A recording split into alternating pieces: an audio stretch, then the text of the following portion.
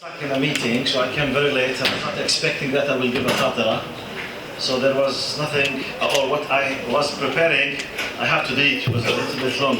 So I have to repeat something I have said once in this masjid. Bismillah, alhamdulillah, wa salatu wa salamu ala rasulillah.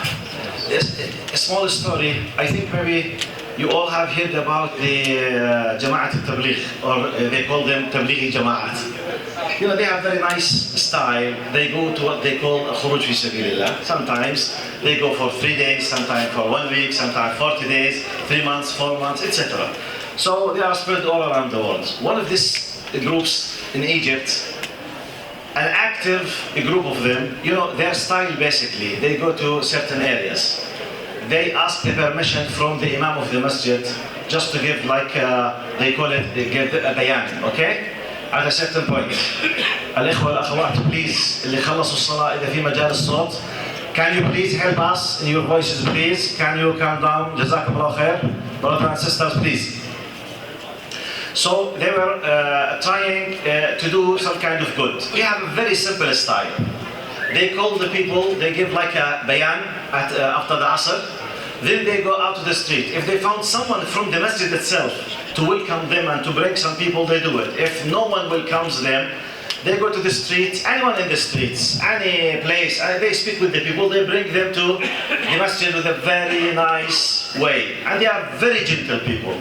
They don't know anything about, you know, violent way of dealing with the people. So, a group of Egyptian Tablighi Jama'at, neighbor of them, he was a scholar at Al-Azhar, great scholar. He's teaching for 40 years in Al-Azhar. They kept him, you know, convincing him, please, can you come with us, can you come with us, can you come with us? They want like a alim to be with them. So he did not reply for tens of times. Then he wanted just, you know, to get rid of them. He said, okay, I will go once just to stop them from keep nagging on him, okay? So he went with them. He's not an expert in what they face. They face a lot of troubles. So he went with them in his mind just for once. So they went to one of areas. This happened in Egypt, and they presented him as the leader of them. They went to one of the houses next to the masjid because no one invited them. Sometimes they do knock the doors. Okay. So hello, assalamu alaikum. We are your neighbors from this masjid. We have a khatira if you would like to come with us. In a very nice way. Some people they say go away. I don't want it. Jazakallah khair. Khalas. So, subhanallah, they knocked the door. Opened the door, the alim, assalamu alaikum wa khair, said, you know, in his face.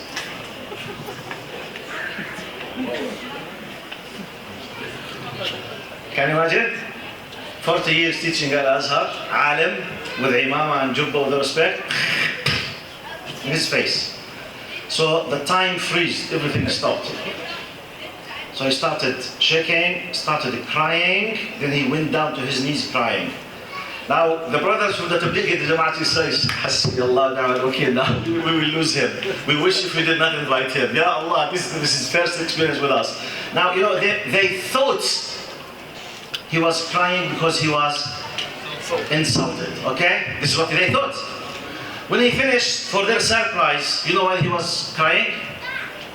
He said, by Allah, I'm teaching at Al-Azhar the story of Muhammad ﷺ of his visiting to At-Ta'if. When he went to At-Ta'if and they stoned him. And it caused him bleeding, okay? He said, Wallahi, I'm teaching this story since 40 years. Today I understood it.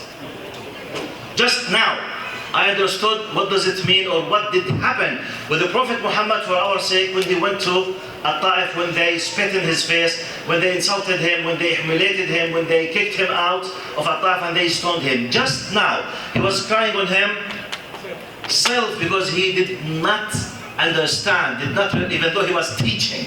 So what is the message, at least from my point of view?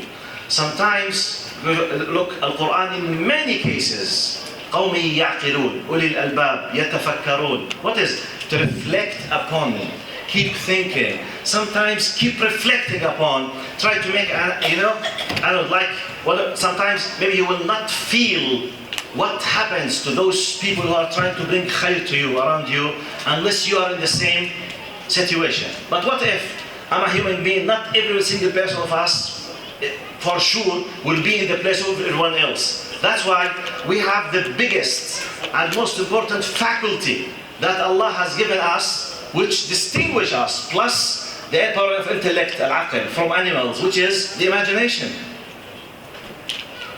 Imagination. Respected brother and sister, by the way, have we witnessed the Jannah?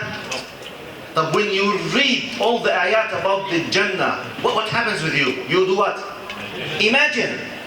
By the way, scientifically, when you imagine, you are recalling maybe 70 to 90, I assume, Allahu A'lam, % of the possible reality just by imagination. When you want to travel a place, when I describe it to you, you have a very nice place, very nice food, very delicious food, good sun, blah, blah, blah, blah. What happens with you? You portray what? Like an image. You think about it, once you started, it's as if, by the way, the mind inside does not what? لا يفرق. Does not distinguish between the imagination, between reality and imagination when it's here. So it brings an amazing meanings. So why I'm saying this? It happened with this Sheikh Azhari. He started crying because he realized now, maybe I will not face this. What shall I do? Reflect upon. Think seriously about what did Muhammad do for you and for me. What did the Sahaba do? What did your parents do? What did those nice, good people? And I finished this with my mother. She's 74 now. Make dua for her. And for my father, he passed away many years ago, 4 years ago. Allah yarham. I remember my mother telling me, she got married when she was, I think, 16 and a half. She was very young, around 17. And she was an orphan. She does not remember her mother. Her mother, my grandmother, she passed away when my mother was 3. So she just remembered her from the photos. She told me, she said, yeah, Amjad, and I have an elder sister. She's 54 now. When my mother gave birth for my elder sister, she said it was my first time that I read the Fatiha for her mother. She was 18 plus 19.